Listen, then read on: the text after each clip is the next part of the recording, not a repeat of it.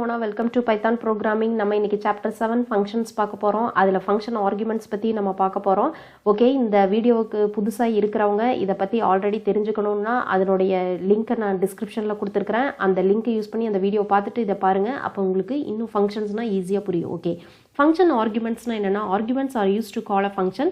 அதனுடைய டைப்ஸ் அடுத்து கீழே கொடுத்திருக்காங்க. So arguments are nothing but a values of the parameters. உங்களுக்கு ஆல்ரெடி ஃபங்க்ஷன்ல பாத்தீங்க அப்படின்னா parameters bracketல கொடுக்குறோம். அந்த parameterக்கு function call இடத்துல நீங்க என்ன பண்ணுவீங்கன்னா values கொடுப்பீங்க. அதை தான் நம்ம என்ன சொல்றோம்னா arguments. ஓகேவா? There are 4 types of arguments. என்னன்னா required arguments, keyword arguments, default arguments, variable length arguments நம்ம சொல்ல முடியும். இந்த வீடியோல பாத்தீங்கன்னா first one required arguments அப்படின்னா என்னன்னு நம்ம பார்க்கலாம். ஓகே, இப்போ பாருங்க, required arguments are the arguments passed to a function in correct positional order. அதாவது arguments or parameters கூட நம்ம சொல்ல முடியும். required arguments நான் compulsory அதுக்கு நம்ம values இருக்கணும்னு அர்த்தம். அதனால தான் required arguments. அது function call இடத்துல கரெக்டான ஆர்டர்ல நம்ம கொடுக்கணும் அப்படின்னு சொல்றாங்க. ஏன்னா நீங்க கொடுக்கக்கூடிய arguments உடைய, அதாவது argumentsனா என்னன்னா value, அதுதான் உங்களுக்கு என்னன்னா மேல இருக்கக்கூடிய function definitionல இருக்கக்கூடிய parameterக்கு பாஸ் ஆகி ஒர்க் ஆகும். ஸோ அது கரெக்டான ஆர்டர்ல இருக்கணும்னு ஃபர்ஸ்ட் ரூல சொல்றாங்க. Then number of arguments in the function call should match exactly with the function definition சொல்றாங்க. இது செகண்ட் ஒன் என்ன சொல்லியிருக்காங்கன்னா ரூல், நீங்க ஃபங்க்ஷன் கால் இடத்துல அந்த நம்பர் ஆஃப் ஆர்குமெண்ட்ஸ் நீங்க கொடுக்கக்கூடியதும் தென் ஃபங்க்ஷன் டெஃபினிஷன்ல இருக்கக்கூடிய நம்பர் ஆஃப் பேராமீட்டர்ஸும் ரெண்டும் மேட்சா இருக்கணும். சப்போஸ் ஒரு ஆர்குமெண்ட் இங்க ஃபங்க்ஷன் கால் இடத்துல இருந்ததுன்னா ஃபங்க்ஷன் டெஃபினிஷன்லயும் உங்களுக்கு என்னவா இருக்கணும்னா நம்பர் ஆஃப் பேராமீட்டர்ஸ் ஒன்னா இருக்கணும். அப்பதான் உங்களுக்கு ரெண்டும் மேட்ச் ஆகி ஒர்க் பண்ண முடியும். நெக்ஸ்ட் தேர்டு வந்து என்ன சொல்லியிருக்காங்கன்னா அட்லீஸ்ட் ஒரு பேராமீட்டராது உங்களுடைய ஃபங்க்ஷன் டெஃபினிஷன்ல இருக்கணும். ஏன்னா ரெக்வயர்ட் அவுட்புட் அப்பதான் உங்களுக்கு கரெக்டா கிடைக்கும். ஏன்னா நீங்க ஆர்குமெண்ட்டை பாஸ் பண்றப்போ கம்பல்சரி ஒரு பேராமீட்டராது உங்க ஃபங்க்ஷன் டெஃபினிஷன்ல இருந்தாதான், ஏன்னா ரெக்வயர்ட் ஆர்குமெண்ட்ஸ் தான் நீங்க யூஸ் பண்றீங்க. அப்போ அப்படி ஒரு பேராமீட்டரா இருந்தாதான் உங்களுக்கு அவுட்புட் கிடைக்கும். இல்லைன்னா சின்டாக்ஸ் எரர் வரும் அப்படின்னு சொல்றாங்க. ஓகேவா? அதை ப்ரிவென்ட் பண்றதுக்காக தான் ஒரு பேராமீட்டராது இருக்கணும்னு சொல்றாங்க. இந்த 3 ரூல்ஸை மைண்ட்ல நல்லா வச்சுக்கோங்க. இப்போ உங்களுக்கு ப்ரோக்ராம்குள்ள நான் போய் இன்னும் ஈஸியா சொல்லித்தரேன். இப்போ ஃபர்ஸ்ட் பாத்தீங்கன்னா இந்த ப்ரோக்ராம்ல டெஃப்ங்கிற கீவேர்டை நம்ம யூஸ் பண்ணியிருக்கிறோம். எப்பவுமே ஒரு ஃபங்க்ஷன்ல நீங்க என்ன கீவேர்டை ஃபர்ஸ்ட் எடுத்த உடனே யூஸ் பண்ணணும்னா டெஃப்க்கு அப்புறம் யூஸ் பண்ணக்கூடிய வேர்டு தான் உங்களுக்கு என்னன்னா ஃபங்க்ஷன் நேம். அப்போ இந்த ப்ரோக்ராம்ல ஃபங்க்ஷன் நேம் என்னன்னா பிரிண்ட் ஸ்ட்ரிங்.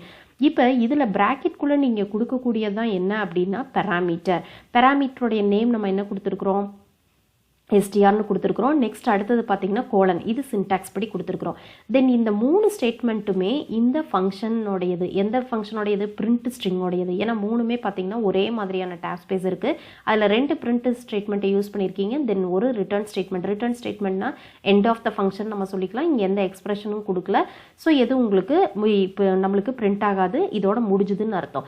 நெக்ஸ்ட் இந்த ஃபங்க்ஷனை நம்ம கால் பண்ணுறதுக்கு இங்கே பாருங்கள், இந்த இடத்துல நீங்கள் கொடுத்துருக்குறீங்க. இப்போ டேப் ஸ்பேஸ் இதெல்லாம் கிடையாது.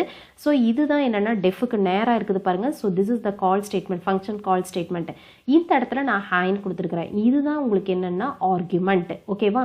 இந்த ஆர்குமெண்ட்டுங்கிறது என்னன்னா வேல்யூ. இந்த வேல்யூ வந்து இப்போ ஒரே ஒரு வேல்யூ பார்த்தீங்க அப்படின்னா உங்களுக்கு இந்த பிரிண்ட் ஸ்ட்ரிங்ல நான் இந்த இடத்துல கால் பண்ண உடனே என்ன ஆகுது அப்படின்னா இந்த ஹேங்கிறது மேலே உங்களுக்கு எஸ்டிஆருக்கு போய் உங்களுக்கு என்ன ஆகும்னா பாஸ் ஆகும்.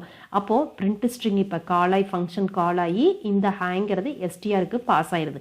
நெக்ஸ்ட் இப்போ இந்த ஃபங்க்ஷன் வந்து உங்களுக்கு எக்ஸிக்யூட் பண்ண ஆரம்பிக்கும். இப்போ ஃபங்க்ஷனுக்குள்ள போகுது கண்ட்ரோல். அங்கே எக்ஸாம்பிள் ரெக்வயர்ட் ஆர்குமெண்ட்ஸ் அப்படிங்கிறது உங்களுக்கு என்ன அப்படின்னா உங்களுக்கு பிரிண்ட் ஆகுது.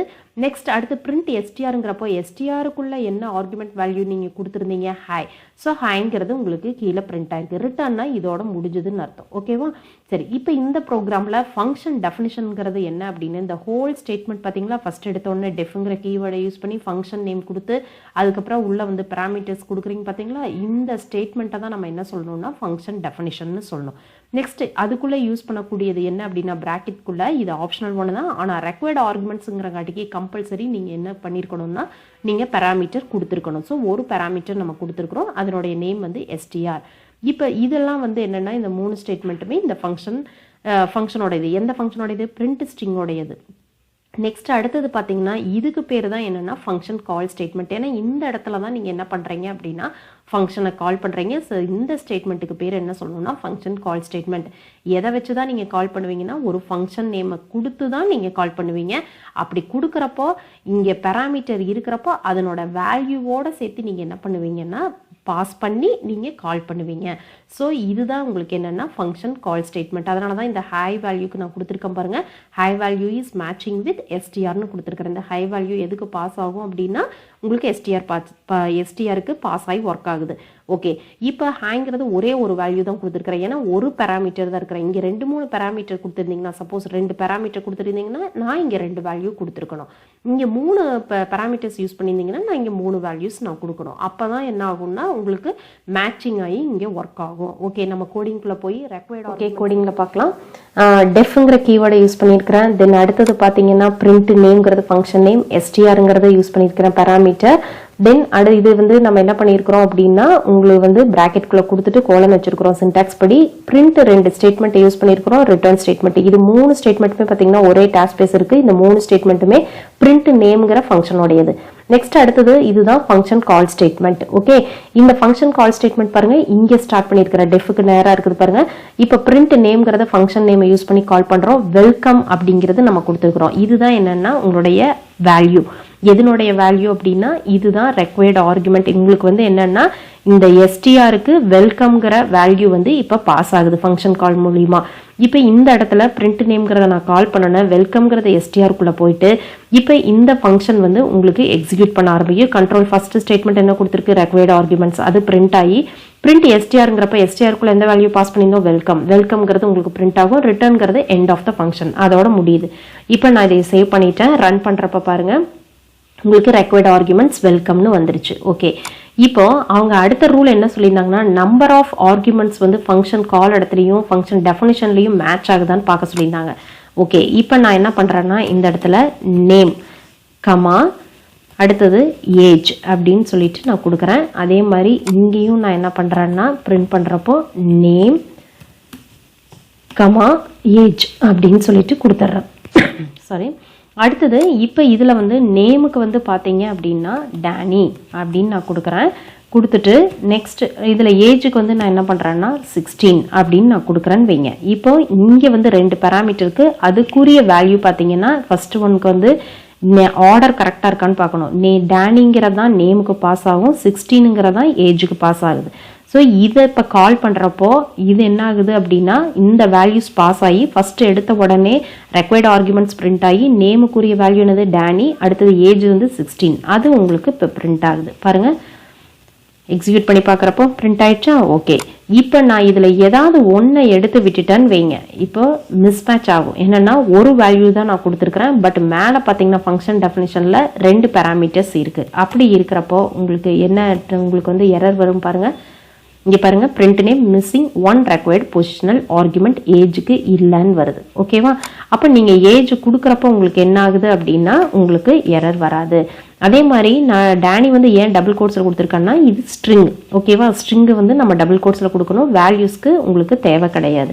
இப்போ உங்களுக்கு எரர் வராது, ஏன்னா ரெண்டுமே ஈக்குவல் மேட்ச்சில் இருக்குது, உங்களுக்கு எரர் வராது. இப்போ அட்லீஸ்ட் உங்களுக்கு ஒன்றாவது ஒரு பேராமீட்டராவது இருக்கணும்னு சொல்லியிருந்தாங்க. நான் இப்போ ஒரு பேராமீட்டருமே இல்லாமல் நான் இந்த மாதிரி கொடுத்தாலுமே கீழே வேல்யூஸ் கொடுத்து இங்கே நான் எதுவுமே கொடுக்கலனாலும் எனக்கு என்ன ஆகும்னா உங்களுக்கு எரர் வரும். பாருங்கள், உங்களுக்கு வந்து இந்த மாதிரி என்ன வருது, takes 0 positional arguments but 2 were given. கீழே வந்து 2 வேல்யூஸ் நம்ம கொடுத்துருக்குறோம், ஆனால் ஃபங்க்ஷன் டெஃபினேஷனில் நம்ம எதுவுமே என்ன பண்ண கிடையாது, மேலே பேராமீட்டர்ஸ் கொடுக்கல. ஸோ அந்த மாதிரி டைம்லையும் என்ன வரும் அப்படின்னா உங்களுக்கு எரர் வரும். அதனால தான் அவங்க அட்லீஸ்ட் 1 பேராமீட்டராது ரெக்வயர்டு ஆர்குமெண்ட்ஸ்னாலே ஒரு பேராமீட்டராது இருக்கணும்னு சொல்கிறாங்க. இப்போ நான் இதை எடுத்து விட்டுட்டு நேமுங்கிறது மட்டும் நான் என்ன பண்ணுறேன்னா கொடுக்குறேன் அப்படின்னா இப்போ நேம் கொடுத்துட்டேன். இந்த இடத்துல ஏஜ், நம்மளுக்கு ஏஜ் மேலே இல்லாதங்காட்டிக்கு அதை எடுத்து விட்டுறேன். அப்போ ஒரு பேராமீட்டராக இருக்குது. இப்போ எனக்கு என்ன ஆகாது, உங்களுக்கு கரெக்டாக எரர் எதுவும் இல்லாமல் ரெக்வயர்ட் ஆர்குமெண்ட் ஸ்டாண்டிங்கிறது எனக்கு வந்துருச்சு. அப்போது நீங்கள் கால் பண்ணுறப்போ நல்லா நோட் பண்ணிக்கோங்க, ஃபங்க்ஷன் டெஃபினிஷன்லையும் உங்களுக்கு ஆர்குமெண்ட்ஸ் நம்பர் ஆஃப் ஆர்குமெண்ட்ஸும் மேலே இருக்கக்கூடிய நம்பர் ஆஃப் பேராமீட்டர்ஸும் ஈக்குவலாக இருக்குதான்னு செக் பண்ணிட்டீங்க அப்படின்னா உங்களுக்கு எரர் வந்து வராதுங்கிறத அவங்க சொல்லியிருக்காங்க. ரெக்வயர்டு ஆர்குமெண்ட்ஸ்னாலே கம்பல்சரி ஒரு பேராமீட்டராது இருக்கணும். ஏன்னா ஆர்குமெண்ட்ஸ்னாலே ரெக்வயர்ட்னாலே என்னது வேல்யூஸ் இருக்குதுன்னு அர்த்தம். அப்போ வேல்யூஸ் நீங்கள் கொடுத்துருக்கணும். மேலே கொடுத்துட்டு கீழே கொடுக்கலனாலும் உங்களுக்கு என்ன ஆகாது, உங்களுக்கு எரர் வந்து அவுட்புட் வராது. இப்போ நான் மேலே நான் கொடுத்துருக்குறேன், இங்கே கீழே வேல்யூஸ் இல்லைன்னாலும் பாருங்கள், இங்கே பாருங்கள், இப்போ உங்களுக்கு என்ன ஆகுது, print name missing one required positional argument நேம்னு வருது. ஸோ கீழேயும் நீங்கள் கம்பல்சரி என்ன பண்ணியிருக்கணும், இது உங்களுக்கு வந்து கண்டிப்பாக நீங்கள் வேல்யூஸ் கொடுத்துருக்கணும். இப்போ உங்களுக்கு எரர் வராது. இப்போ பாருங்கள், உங்களுக்கு எரர் வராது. ஓகே, இந்த வீடியோவில் ரெக்வயர்டு ஆர்குமெண்ட்ஸ்னால் என்னென்னு பார்த்துருப்பீங்க. நெக்ஸ்ட் வீடியோவில் அடுத்து கீவேர்டு ஆர்குமெண்ட்ஸ் பற்றி பார்க்கலாம். Thank you students.